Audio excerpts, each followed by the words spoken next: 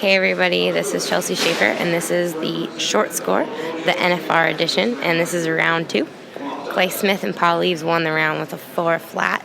They took home $26,230.77 for the win. That's after they missed their first round steer last night, so it was some sweet redemption. We're going to talk to them here in a bit. First, I'll give you the wrap-up of everything else that happened in the round.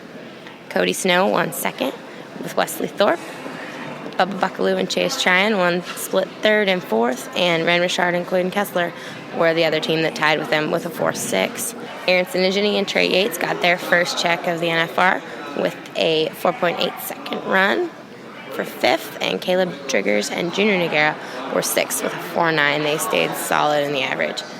Some real unexpected no times were Dustin Egiskiza and Corey Kuntz, Chad Masters and Joseph Harrison.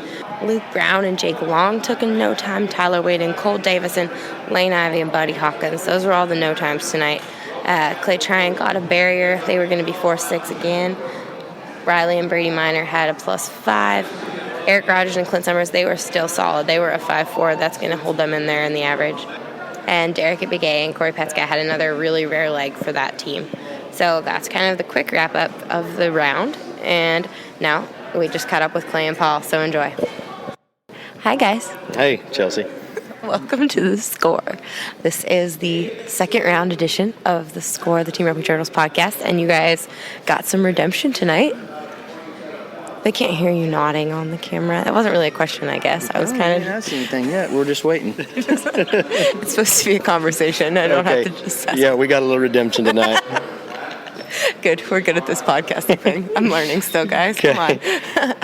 Okay, Clay, just misfire. You said, were you nervous going? Like, what happened last night? Were you nervous? Were you feeling the nerves? No, I think I was just trying to be a little bit too precise, trying to be a little bit almost too sharp, trying to get him around the horn. And these steers with a little bit bigger horns, and just got to open your swing up a little bit. And I just missed the first round. That's all there was to it. So. Gotcha. And you are on Guapo. You've had him for a couple years. Tell me about him. I've had him, I think it was about 4 years, or almost 4 years now, and I've never rode him out here. I haven't really rodeoed on him a whole lot even, and but he leaves the box good. Like he wants to go when the gates open, and so that's kind of what you need here. And so I was kind of what I went with. I was a little unsure of it, really. Never ridden him much. Yeah, how different is this from your first NFR? You guys now have families. It's been quite a few trips here. It's good. I guess it's always important to win, but at the same time, a guy's got to just do the best you can. And it's nice to have family. We got kids, and so it's great. Practice horses? Do you have any practice horses here? Are you practicing throughout the day?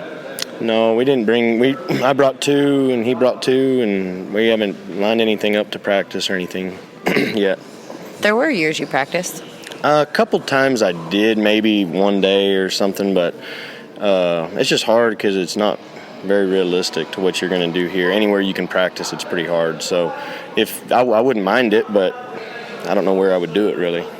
Clay, have you ever practiced while you've been here? Mm-hmm. Me and Paul practiced some, but like he said, you try your best when you're home preparing to make it as realistic as you possibly can, and it's hard to do it even when you have the time and try to find the steers. So when you go somewhere, it's not as realistic, and it's kind of our horses are working good, we feel like. So most of if it's on us, it's mostly a mental deal most of the time, and then sometimes you just miss, and so you can't overthink it. That's the main thing.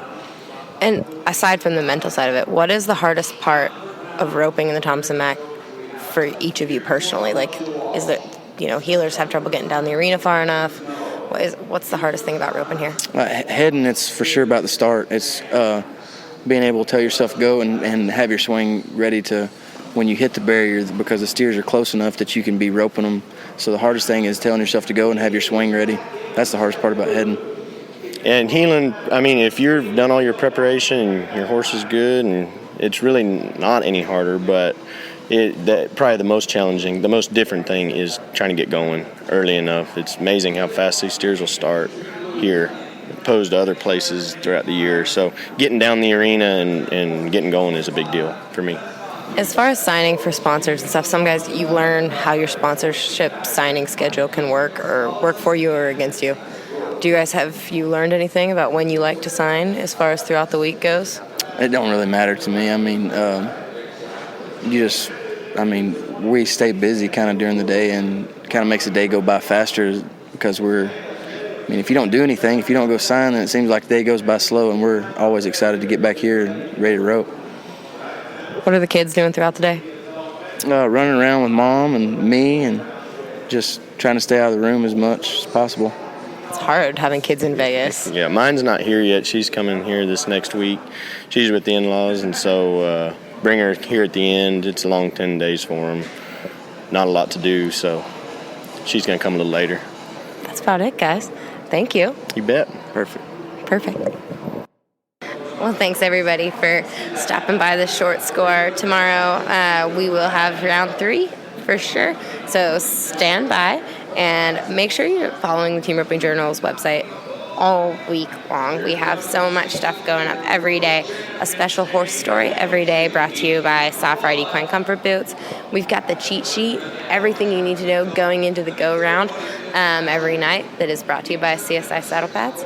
And the round recaps every night are on the website brought to you by Resistol. So don't forget to follow the Team Roping Journal on all social channels and leave us a review. Please, we love your reviews.